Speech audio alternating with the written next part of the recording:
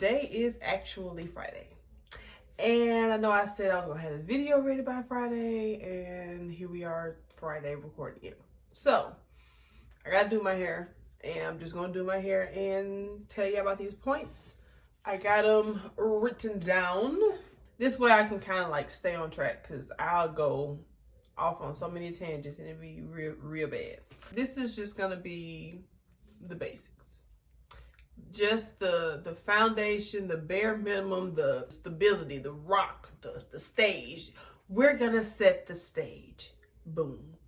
That's what this is. We're setting the stage, baby. Okay, let's go into sleep quality. And I'm doing my hair, so I'm gonna be looking at my mirror this way, but talking to y'all.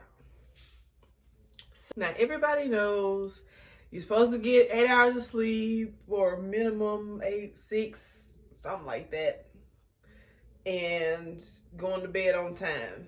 Everybody know this. Y'all know this. Don't nobody gotta keep telling you this. You already know. You just don't want to do it. And that's cool. That's cool. You could not do it if you don't want to. I mean, you could also keep doing what you're doing and keep having the same result and just stay where you're at. Because if you can't not sleep well and then think you're finna get up early in the morning to do anything. It's not gonna work. It don't work like that. Step 1, assemble your nice night routine. Now, this is gonna look different for everybody. Some people, have children, multiple children. Some people have no children. Some people have, whatever your obligations are. Even with those obligations, you can still set boundaries for yourself. Because y'all need to stop thinking of this as something like, oh, I gotta start doing this, and oh, I gotta, like, bro, this is your health we're talking about, okay? You can invest all your time and energy when you get ready to go on a trip. You can invest all your time and energy when you get ready to go to a concert or a brunch or all of that, whatever it may be. Y'all can set aside time, energy, and money and all of that for that. But when it comes to doing something for your health, it's all like, ooh, I don't want to do that. Ooh, I can't cut that much sugar out. Ooh, I can't wake up that early. I can't go to bed that early. That's too early. All right, you keep on. You keep on. But I will show y'all real quick. Let me see if this is a way to create a night routine. So what you do is, and I hope this is not going to be visible because I think it's focused on me, which is go to your alarm. You go to your alarm app. I'm not sure if, I don't know how Samsung does theirs, or if this is possible, but you should at least try it if so. But, so you go to your alarm app and it'll say set up. If you have 0 alarms going on, it'll say set up. So you'll hit set up, and then it'll take you to your health app. So you go to your health app, hit continue, enter in like your stuff, your name, date of birth, height, and your weight. This is where you will set your sleep schedule. Now, setting your sleep schedule is it's a very good first step to getting your mind and your body even aware of what time it is. Because sometimes, you get to talking to your significant other, your spouses, and you just lose track of time, and the kids are having a good time, and next thing you know, it's already at 10:30 and everybody's still up. So like that happens. So just to kind of like help your mind to get back on track, I recommend to do this. Now, enable, and then you want to enable sleep focus too. You want to have that enabled. Okay. So what you do is it has your schedule here. I hope this isn't blurry, but if it is, when you're following the steps, you'll see what I'm talking about. But so you would customize your schedule by editing, and then it'll pop up like this. This is already set at 8.5 hours. So we'll just go with that. So you take this bar here and you can move it around to see when you want to go to bed and what time you want to wake up to have 8.5 hours. So this has my bedtime being at 9 p.m. and my alarm going off at 5:30 a.m. So if I go to bed at 9 and wake up at 5:30, I will have 8.5 hours of sleep straight up. Then once you have that set, you hit done. And then on the schedule, the full schedule option, you can go and select like what days you want it to be. And this is where you can set your goal for sleep. So like if you do only want, 7 hours or 6 hours of sleep or whatever you need, you just set it up like that. And then on top of that, it has a wind down option. So like if you want to like start winding down 45 minutes before 9 o'clock, that way, it'll send out a little chime, a little sound or something, a notification, and then that'll let you know, hey, I got about 45 minutes till 9. Let me go ahead and start, tidying up or getting ready for bed or whatever it is you need to do. So that way you can kind of stay on track of yourself. You're done. And so every day it'll send out a little alert at 45 minutes before 9 o'clock, so 8:15, and then you'll be like, okay. So that's how I was able to even set the boundary of when I need to start getting ready to go to bed, because that really, you try to rush the process and then you realize that no food 45 minutes before it's time to go to bed at minimum. Ooh, excuse me. Because you got to think about it, y'all. If you eat dinner at, let's say, 7, and then you have another snack at 8, then you're like, your body is still trying to digest from 7 and trying to digest 8, and probably had just finished digesting what you had for lunch. And so like your body's just it's always working. Even in the rest time, it's always working. So when you wake up, you're already tired because your body hadn't stopped working. So that's why it's important to just like give yourself a cutoff of allowing your body time to digest the food that you've eaten before you go to bed. So that way it's not trying to do that while you sleep. Okay, point number 2.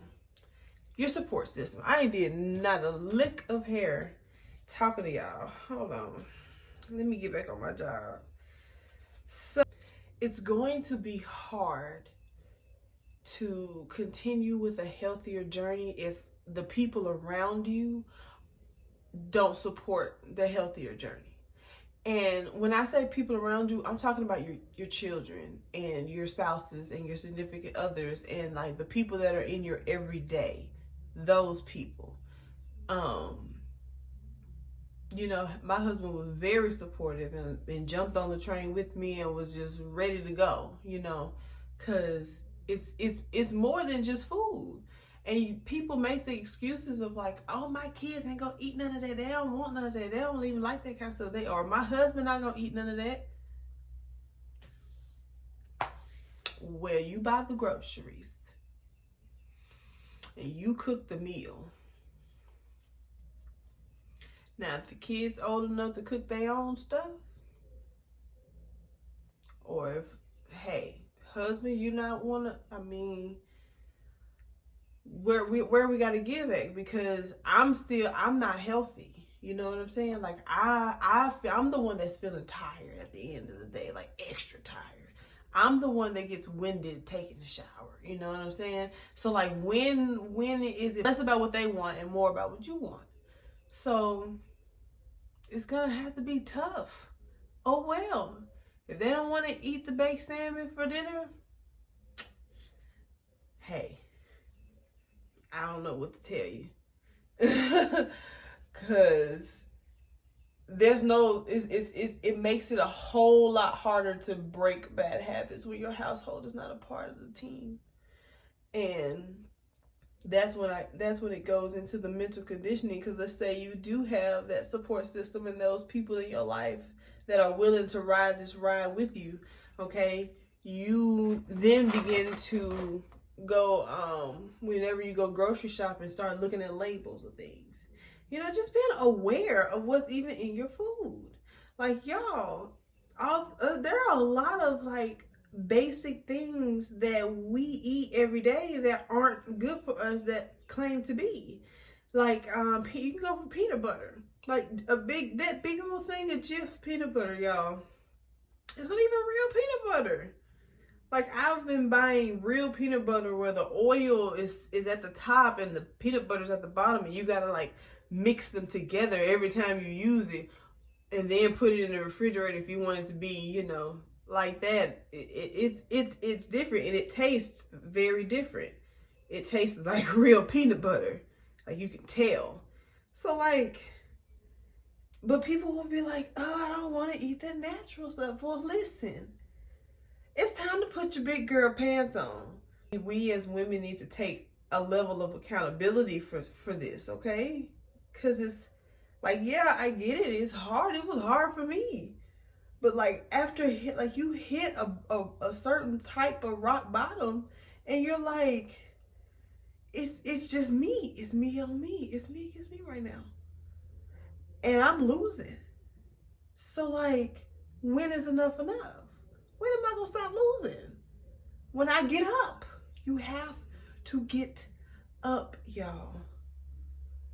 You have to think, this is bigger than just me. This is for my kids. This is for my husband. This is for my family. This is for the Lord who is, you know what I'm saying? Like, come on. You can't sit here and keep saying, woe is me, or I don't feel like, or making up excuses. Because all you're doing is telling those people that's in your life that you just give up. And you're done. You don't feel like it. I don't want to change. And you just basically telling the people in your life, like, I don't want to be healthier longer. Like, come on, y'all. And next with that, going into meal prepping, batch prepping.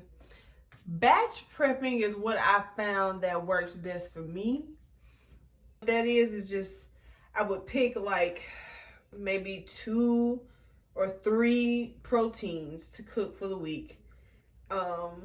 They say chicken and I don't know, a chicken and a salmon and maybe some ground turkey, and then cook some starches, so maybe some rice and a batch of potatoes, and then some veggies, so broccoli, cauliflower, corn, whatever, and probably roast those and just have them all in batches and put it all together.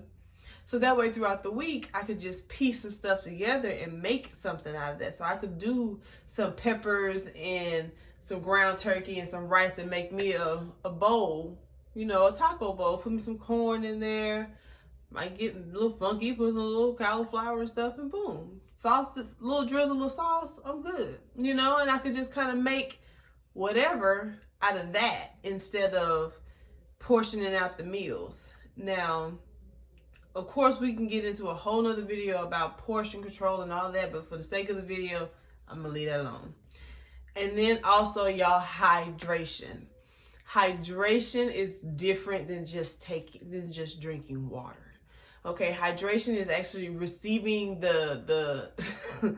actually receiving the water into your body. So what I do is I drink a lot of lemon water. Oh, I drink a lot of lemon water. I do a lot of the liquid IVs. We do a lot of those. Prioritizing hydration over just drinking water. For sure. Okay.